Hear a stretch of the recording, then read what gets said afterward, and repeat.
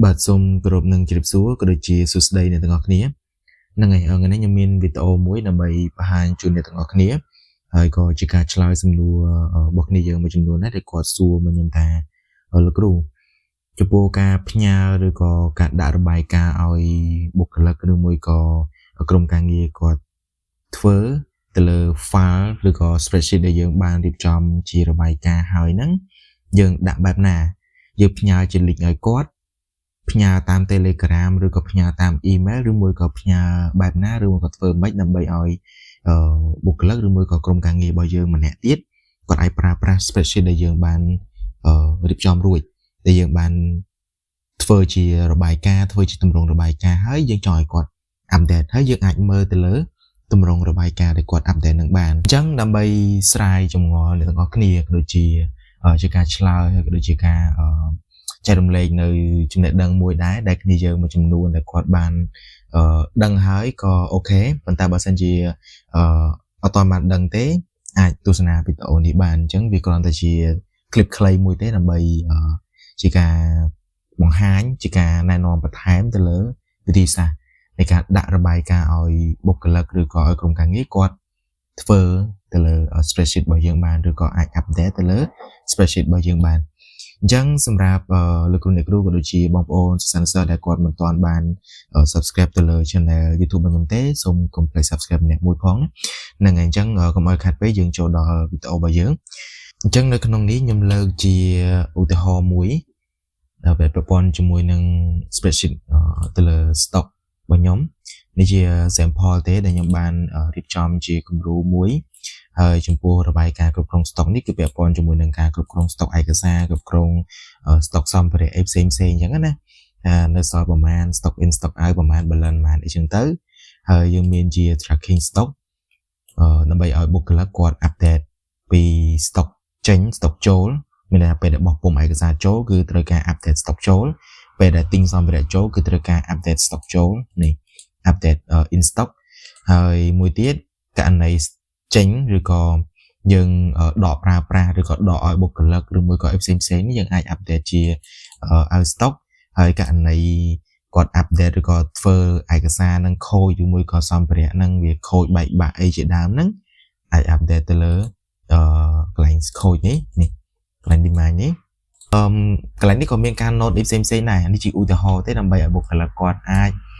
update នៅក្នុង stock tracking នេះបានហើយយើងមានជា stock list យើងមានជា report អីផ្សេងអញ្ចឹងទៅណាហ្នឹងហើយអញ្ចឹងដើម្បីដាក់របាយការណ៍មួយហ្នឹងដើម្បីដាក់ទម្រង់ spreadsheet មួយហ្នឹងឲ្យទៅបុគ្គលិកក៏ប្រើប្រាស់បានយើងប្រើប្រាស់តាមវិធីសាស្ត្រនៃការ share ទៅលើ spreadsheet របស់យើងទៅលើទម្រង់នៃរបាយការណ៍របស់យើងគឺយើង share ទៅឲ្យគាត់ហើយបន្ទាប់មកគាត់ចូលទៅក្នុងDrive របស់គាត់ចូលទៅក្នុង Google Drive របស់គាត់ហើយអាចទាញរបាយការណ៍ហ្នឹងចូលមកដាក់នៅក្នុង folder របស់គាត់ដើម្បីធ្វើការ update អញ្ចឹងណាអញ្ចឹងខ្ញុំឧទាហរណ៍ថាខ្ញុំមាន spreadsheet មួយជាតនេះដែលមានឈ្មោះថា email ឈ្មោះថាkhmaiquicksheet@gmail.com អញ្ចឹងទៅខ្ញុំផ្ញើ email ឲ្យគាត់នេះផ្ញើ email ឲ្យគាត់ហើយយើងដាក់បើកមុខងារគាត់ជា editor អូខេបន្ទាប់មកយើងធ្វើការ send នៅខាងគាត់ទៅធ្វើការ send នៅខាងគាត់អញ្ចឹងនៅពេលដែល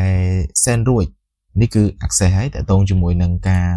ផ្ញើរបាយការណ៍ខាងគាត់យើងមិន copy link ឲ្យគាត់យើងមិនផ្ញើ Telegram ផ្ញើអីគាត់ទេកុំឲ្យពិបាកស្មុគស្មាញអញ្ចឹង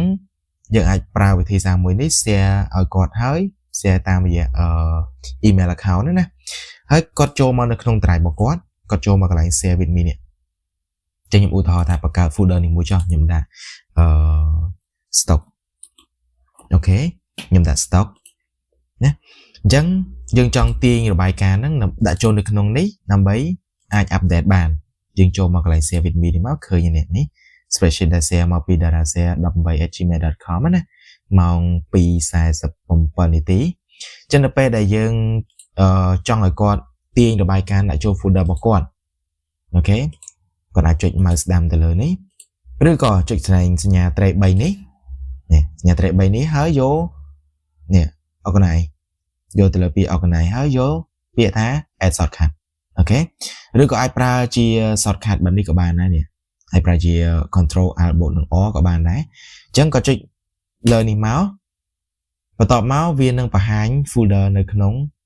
drive របស់យើងហើយអញ្ចឹង folder ដែលយើងបានបង្កើតមកហ្នឹងគឺឈ្មោះថា stock ឬមួយក៏យើងចូលមកដំបូងកន្លែងនេះក៏បានដែរចូលមកកន្លែង my drive មកហើយយើងជ្រើសរើស stock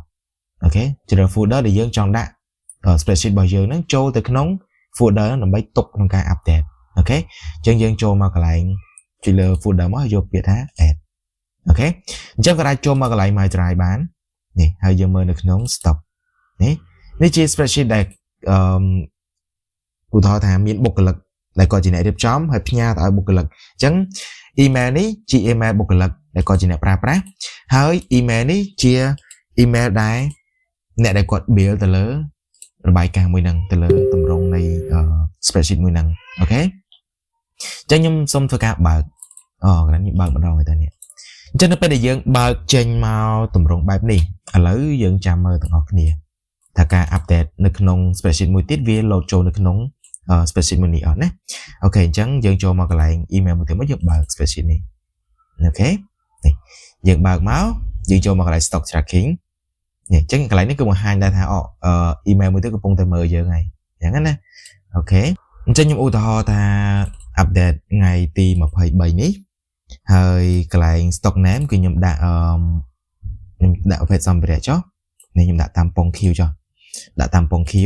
ប្រភេទសម្ភារៈអញ្ចឹងវាលោកកន្លែងនេះ look up ឲ្យសម្ភារៈហើយយកប្រភេទថា stock in ឧទាហរណ៍ថាយើងទិញ stock ចូល20គ្រាប់25គ្រាប់សំទោស20គ្រាប់អញ្ចឹងនៅពេលដែល update ចូលនេះកន្លែង stock control នេះគឺវាកើនឡើងកន្លែង stock ចាំតិចតាមពងនេះតាមពង Q គឺមានការកើនឡើងចំនួន20 stock ចូលហើយបើឡើងគឺ20អត់ដល់ប្រើទេណាហើយខ្ញុំសាក update stock ចេញមួយទៀតខ្ញុំ update stock ចេញមួយទៀតដល់ថ្ងៃទី24ថាតដែរចុះពេលសម្ភារៈ stock អាវឬក៏អាវ stock ចំនួន5ប្រគល់ទៅ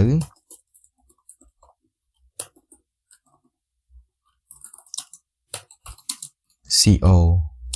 5នាក់ឧទាហរណ៍ CO 5នាក់អូខេជាឧទាហរណ៍ទេ note ដើម្បីចំណាំមើលថា stock ចេញ5នេះប្រគល់ឲ្យទៅ CO 5នាក់អញ្ចឹងណាឧទាហរណ៍ជាឧទាហរណ៍ទេឥឡូវយើងចូលទៅមើលនៅក្នុងemail ជា manager ជា owner ដែលបង្កើតទៅលើ spreadsheet មួយហ្នឹងណានេះចូលមើលនេះឃើញ update load ចូលមកហើយកន្លែងនេះគឺកន្លែងដែរក៏ដាក់មកអូខេហើយយើងអាចមើល history បានដែរនេះយើងអាចមើល history បានថាមានការ update អីគេខ្លះនេះពណ៌ស្វាយនេះគឺមានការ update ប្រហែលចំណុចនេះ2 4 6 8 9អូខេមានការ update ប៉ុណ្នេះអញ្ចឹងយើងអាចមើល history បាននៅក្នុងនេះថាគាត់ update ទៅលើគេខ្លះ update កន្លែងណាខ្លះអញ្ចឹងណាអូខេអញ្ចឹងចំណុចមួយទៀតនៅពេលដែលយើង share បែបនេះឧទាហរណ៍ថាកន្លែងណាដែលយើង protect ឧទាហរណ៍កន្លែងមានរូបមន្តយើងចង់ protect នេះឧទាហរណ៍ទៅនេះចុះហើយខ្ញុំសូមមើលទៅមាន protect អត់ចូល data protect set and range នេះកន្លែងនេះយើងមាន protect អញ្ចឹងកន្លែងនេះemail មួយនេះ email ដែលជាអ្នកបង្កើតទៅលើ spreadsheet របស់យើងហ្នឹងណាគឺបាន protect កន្លែងនេះឲ្យបុគ្គលិកប៉ះពាល់បានទេប៉ុន្តែម្ចាស់ដើមឬក៏ owner គាត់អាច update បានតែអ្នកដែលគាត់ update ឬក៏បុគ្គលិកដែលគាត់ជាអ្នក update នេះអត់អាចប៉ះពាល់បានទេឧទាហរណ៍គឺវា load មកបែបនេះចឹងនេះជាវិធីសាស្ត្រមួយដែរជាការចែករំលែកបន្ថែមមួយដែរពីលើការដាក់របាយការណ៍ឲ្យបុគ្គលិកគាត់ប្រើប្រាស់នៅក្នុង Google Drive ឬក៏ដាក់ spreadsheet តាមរយៈ Google Drive ឲ្យទៅបុគ្គលិកពីម្នាក់ទៅម្នាក់គាត់ប្រើអញ្ចឹងបើសិនជាយើងចង់ឲ្យបុគ្គលិកប្រហែលអ្នកគាត់មើលឬក៏ប្រហែលអ្នកគាត់ឃើញអីចឹងយើងអាច share បន្ថែម email តាមហ្នឹងទៅនេះយើងអាច share email តាមហ្នឹងទៅហើយយើងដាក់កំណត់សិទ្ធិឲ្យខាងគាត់ថាអាច view ឬក៏ comment ឬក៏អាចកែបានអញ្ចឹងណាឬមួយក៏យើងចង់ transfer ជា owner ឲ្យទៅគាត់ឬមួយក៏យើងចង់ remove អីយើងមាននៅក្នុងនេះទាំងអស់